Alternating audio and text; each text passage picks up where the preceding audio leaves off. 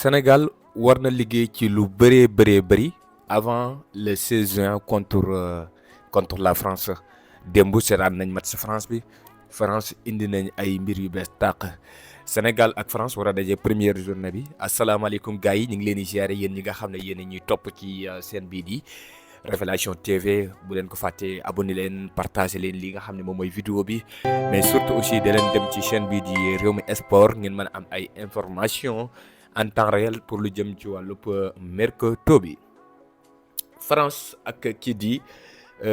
Brésil doon laale démb match amical mais ce n'est pas un match amical mais pour man c'est un match de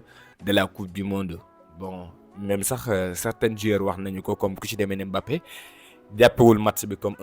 un match amical mais c'est un match amical boo xamante ni aussi normalement beaucoup de Sénégalais doon nañ ko seetaan parce que kenn ci équipe bi mooy sunu futur adversaire comme notamment ni ko Maroc war a chiffrer pour seetaan équipe bii di waa Brésil mais rawatina ku ci demee ne Pape Thiaw mi nga xam ne vraiment mi ngi préparer ay tactiques yu baax a baax parce que nag yàggatul dans 3 mois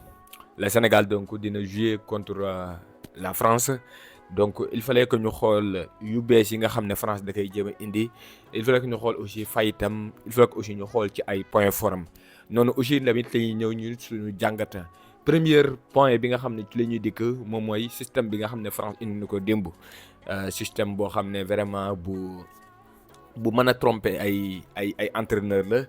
di système 4-4-2 hybride 4-4-2 et puis nag 4-4-2 la boo xamante si nii nax yi bëri na si biir ndaxte dafay am ñaar muy soo yoree bal bi ak soo yorut bal bi boo yoree bal bi mën nga taxawee comme taxawaay 4-4-2 mais boo yorutul bal bi ñi nga xam ne ñoo nekk ci côté yii ñu jàppaleen ay ailier comme ku ci ne Hugo Ekitike mi wala kii di Olise ñoom ñaar dañuy dugg ci biir nekk ay créateur axial ou bien donc ay attaquant axial nga xam ne bu boobaa les pistons comme Théo Hernandez ak ki nga xam ne moom mooy Gusto dañuy mën a yéeg ñoom jël place am doon donc ay ailier ce qui veut dire que bu boobaa dafa am benn surnombre booy am maanaam bu fekkee ne France moo yor bal bi Ekitike day doon attaquant Mbappé day doon attaquant Dembélé day doon attaquant Olise day doon attaquant la fekk donc day doon 4 attaquants avec le ballon et sans le ballon Ekitike donc ak Olise ñoom dañuy dem ci côté yi donc pour aider lii di latéraux yi comme ça nga mën a am 2 milieux défensifs ku ci demee ne Rabiot ak kii di Tchouaméni donc pour harceler li nga xam ne moom mooy bloc bi comme ça donc ñu mën a gagner au niveau des milieux de terrain. Kon bu fekkee ne yor nañu bal bi dañuy dangereux vraiment dañuy créer donc benn 4-2-4 et 4-2-4 parfois sax mu ëpp ko parfois mu doon 4-3-3 donc 3-4-4 donc parfois donc da koy taxawee avec donc ce 4-4-2 et hybride loolu nag li ko France daan jouer bëri na mais da ko daan jouer avec donc benn Griezmann boo xamante ni parfois moom mooy gën a moins dangereux donc ci moo gën a lent mais aussi am na vision mais avec ce nouveau France dafa am beneen donc rôle boo xamante ni beneen joueur da koy jouer te jour boobu noonu mën na gën a danger Griezmann jour boobu noonu mi ngi tudd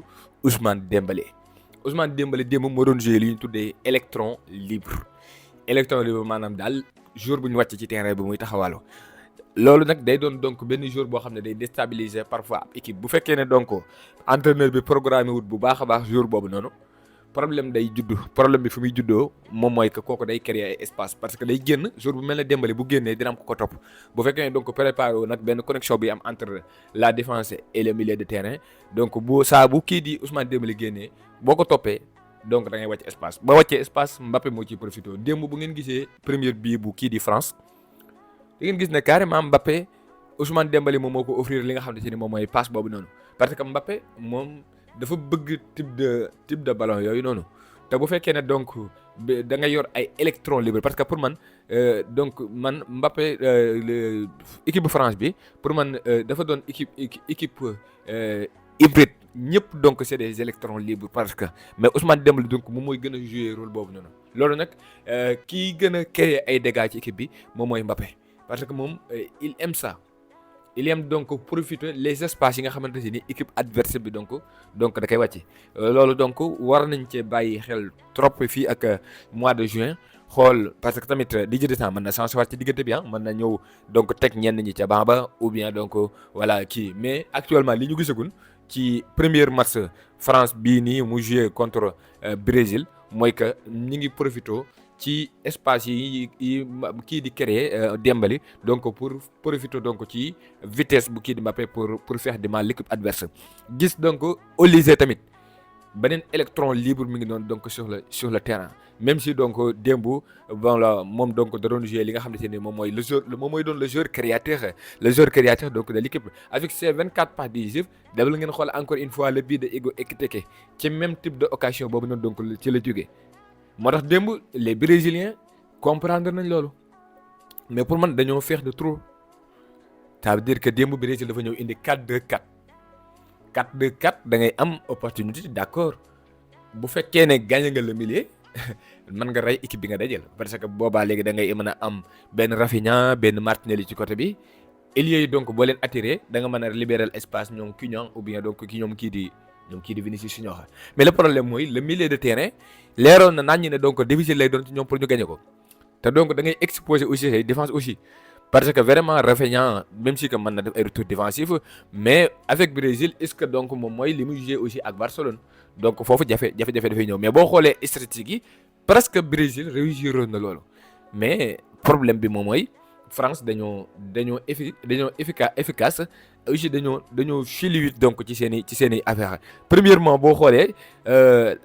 Brésil am na benn expected goal lu toll ci 2 ça veut dire que Brésil moom waroon nañu dugal ci match bi 2 la France 1,29 ça veut dire que France ñoom 7 tirs lañu am dugal 2 yi loolu la ñu tuddee donc efficacité position de balle bi donc France xamoon na ne bu ma gagné milieu de terrain bi maay am position bi donc ñu neutraliser Casemiro ak kii di André bu Chelsea gagné le milieu de terrain donc équipe bu Brésil bi li tax ma ne réussir nañ lañ bëggoon mais li desoon moom mooy l'efficacité mooy am nañ 17 tirs contre 7 tirs donc pour ñee mais sur les 17 tirs 4 tirs donc moom moo ci cadré te lépp ñu ngi ko amal donc presque en deuxième période ñoom waa Brésil loolu li muy montré mooy que équipe la boo xamante ne nii moom 4-2-4 bi mu amoon presque apporté woon na li nga xamante ne moom mooy fruit mais peut-être que manqué nañ benn Neymar en fait un joueur boo xamante ne nii moom moo leen defal li nga xam ne moom mooy dernière passe un joueur boo xamante ne nii chaque donc 2 occasions voire 3 occasions mën na dugal benn bi te loolu donc malheureusement ne Vini bu Real mën na ko def Vini Rafinha bu Barcelone mën na ko def Cunha bu United mën na ko def mais Vinicius Rafinha ak Cunha bu Brésil dañu am difficulté boobu noonu loolu nag beneen affaire loolu beneen wax la donc par rapport ak kii di Brésil mais parlons un peu de Didier Deschamps donc xam na ne bii mooy sànni tàccum prochain match bi dinañ gën a juger xool ba xam dina indi changement mais xam na ne moom poule bi mu bokk fallait que donc mu malmené leen et fallait que aussi mu jéem a indi li nga xamante ne moom mooy ay gàllankoor fexe donc ba tendre pièce ki nga xam ne moom la ñu tuddee Pape Thiaw avec les 4 fantastiques man ñoom laay woowee les 4 fantastiques di kii di Hugo Ekitike Olise Mbappé Ousmane Dembélé en réalité lii mooy problème bi ñii ñooy problème mu Sénégal nii naka la ñuy def donc ba ñii duñu exister te loolu donc moom moo jafe naka ngay def ba ñii duñu exister ñun nag on a plusieurs joueurs et tamit Pape Thiaw pendant la CAN gis nañu ko mu tente donc plusieurs classements aussi yoo xamante ne nii système yoo xam ne day contrer ay différentes équipes yoo xamante ne daje nañ ak ñoom mais ñii donc pour que nga contrer leen donc fallait que vraiment nga am benn tactique boo xamante ne nii bu précis la parce que pour man France nekkul équipe boo xamante ne nii équipe bu équilibré la offensivement comme défensivement même si donc boo xoolee ci match bi mën nga jàpp ne donc équipe la boo xam ne aussi bu accepter souffrance la parce que ñi ngi jël carton rouge à la 55e minute des heures et après donc serré match bi ba match bi jeex benn bii donc la ñu encaissé et même sax marqué un but te boobu fekk na jël nañ li nga xam ne moom mooy carton loolu li muy montré mooy équipe la boo xamante ne aussi am nañ li nga xamante ne moom mooy benn qualité défensive boo xam ne mën nañ ko indil ay jafe-jafe ak seen i adversaire mais kan mooy clé bi parfois du marqué Mbappé du marqué Dembélé mais fexe ba milieu de terrain bi du exister parce que ñee ca kaw pour que seen liggéey jaar yoon faaw ñu nekk ci digg bi seen liggéey jaar yoon muy Tchouaméni ak Adrien Rabiot te loolu mooy wax ji nag ñaar ñooñu faaw nga déstabiliser leen démb amul sikk sàkka Ancelotti waroon na xam ne Anthony kii di Andri ak Casemiro mënuñu neutraliser Tchouaméni ak Rabiot Tchouaméni Rabiot ñoo gën a baax physiquement ñoo gën a am endurance en plus donc ñoo gën a nekk ci forme donc ñooñu dañ lay neutraliser facilement léegi nag chance bi nga xam ne si ni Sénégal am na ko contrairement ak Brésil peut-être que Brésil am nañu ko mais joueurs yi dañoo blindé par exemple Brésil mënoon na am benn Bruno Guimaraes ci milieu de terrain bu àndoon ak Casemiro les autres donc mën na changer mais avec Pape Thiaw donc lépp la ñu manqué peut-être que ñun ba mu des milieu am nañ donc ay profil différent ci milieu de terrain bi yoo xamante ne nii donc mën nañ ci indi donc ay systèmes yu bëri Pape Thiaw durant la CAN football na fi 4-2-3-1 plusieurs sax donc ci ay classement loolu la 4-2-3-1 Pape Thiaw donc dafa offensif waaye tamit Pape Thiaw day utiliser 4-3-3 mais nañu ñëw ci 4-2-3-1 bi nga xam ne lu ci ëpp ci CAN bi donc parfois dañ koy utiliser mais contre les petites équipes na leer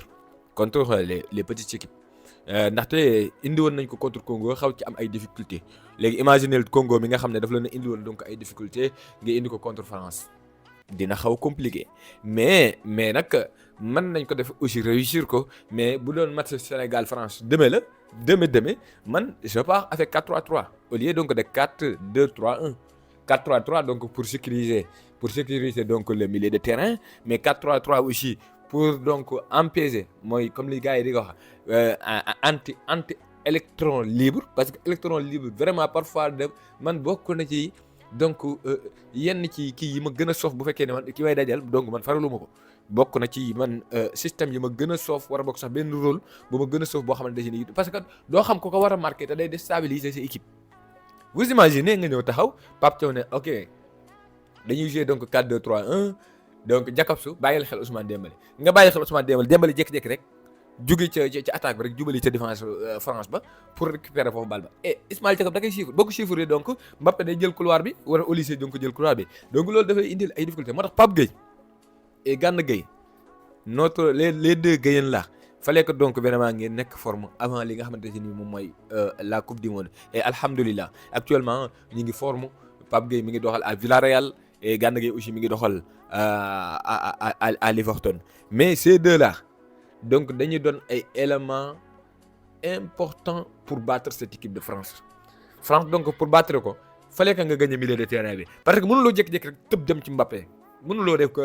da ngaa mën a def boo defee anti Mbappé Dembélé rey la boo defee anti Dembélé Mbappé rey la boo defee donc anti Olise Mbappé rey la donc nga ne kese nga mën a def loo xamante ne moom mooy tane ci côté boobu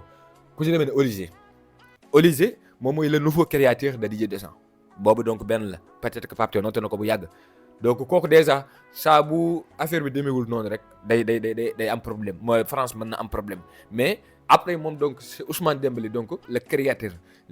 l'électron donc libre mais Ousmane Dembélé xam ngeen ko physiquement donc peut-être que përiwul donc parfois pour être titulaire indiscutable ou même titulaire donc tous les matchs mais 4-3-3 boo ko amee da ngay mën a sécuriser vraiment milieu de terrain bi 4-3-3 boo ko amee da ngay mën a am benn Gana Gueye boo xam ne ndaxte Gana Gueye bokk na ci milieu de terrain yi nekk ci àdduna bi yi dàq harcelé yéen a ngi fàttaliku donc la Gana Gueye du PSG match Real ak Paris Gana Gueye boobu noonu ba tey jii nii moo fi nekk ku yaakaar ne Gana Gueye jeexal na donc ndax nga sa bopp malgré donc ses 40 ans 45 ans Gana Gueye reste toujours donc le meilleur milieu de terrain actuellement donc parfois dafay am capacité pour harceler pour aussi tamit pour faire sortir benn électron libre am na capacité bi am benn Pape Gueye boo xamante ne nii moom day jouer donc double jeu benn Pape Gueye boo xam ne moom mën na doon l'artilleur en même temps aussi mën na doon le projecteur parce que projecteur bi Pape Gueye di def parce que Pape Gueye nekkul ko défensif rek mais dafa offensif pendant la CAN gis nañu ko mu dugal ay but même sax but bi ñuy jox li nga xam ne si ne moom mooy coupe bi la fekk donc am na qualité boobu noonu moom mooy donc moom foofu lay dominer donc benn Tchouaméni foofu lay dominer donc benn Adrien Rabiot dikkaguma donc ci kaw ba le rôle de Iliman Ndiaye le rôle de Sadio le rôle de Ismaïla Sarr mais plutôt que actuellement ci li ma gën a taxaw moom mooy naka la ñuy def pour contrer li nga xam ne moom mooy l'équipe française avec donc 4-4-2 parce que li may jàngat ni maa ngi koy yamale ci système bi ma gis dem parce que fi ñu toll nii nañu waxante dëgg benn match rek daanaka moo doxaat fii ak coupe du monde bi. Ça veut dire que France bu joué waatee contre Colombie daanaka benn match ba muy joué waat bu am solo contre Sénégal lay doon. kon lii muy test nii donc c'est pour préparer le Sénégal, pour préparer la Norvège et pour préparer Bolivie ou bien Irak bi nga xamante ni ñoom ñoo dem ci li nga xam ne moom mooy barrage bi. kon gars ñi nañu xam ne actuellement nii li ñu gisagum mooy que ki nga xam ne moom mooy Sénégal nañu préparer benn équipe boo xam ne buy travailler lay doon bu solide pour contrer les 4 fantastiques de la France, donc pour mën a avancer jamono ji ñu toll nii pour espérer donc gagner. Nos Lions seetaanoon nañ match yi le 31 mai 2002 gis nañ ni ñu defoon ak France. Peut-être que sax France bii nii bokk na ci France yi gën a fort ci France yi même si donc voilà peut-être que du équipe bu 2022 ba wala 2018 bi mais ça reste toujours donc la France de Kylian Mbappé, actuellement deuxième nation classement FIFA après donc l'Argentine. Donc dañuy dem ci match bi ak beaucoup de motivation. Peut-être que c'est un peu aussi trop tôt de parler donc du match ko ne lii mooy am mais c'est juste que dañu gis ay yenn ci points yoo xamante ni ñun moom la ñuy préparer parce que suñu match bi tey au jour donc il fallait que ñu nit ñu xool lan la Pape Thiaw donc di indi ñu comparer les deux. gis nañ France ki mu dóor nañu novembre Brésil te France démb bi mu koy dóor France am na rouge. Donc ça veut dire que France c'est une équipe très forte, donc il ne faut pas le négliger cette équipe française. Jërë ngeen jëf gaañe toujours donc ak Radio Révélation TV di leen jox dig daje ba ci kanam incha allah rabbi yaa ngeen jëf.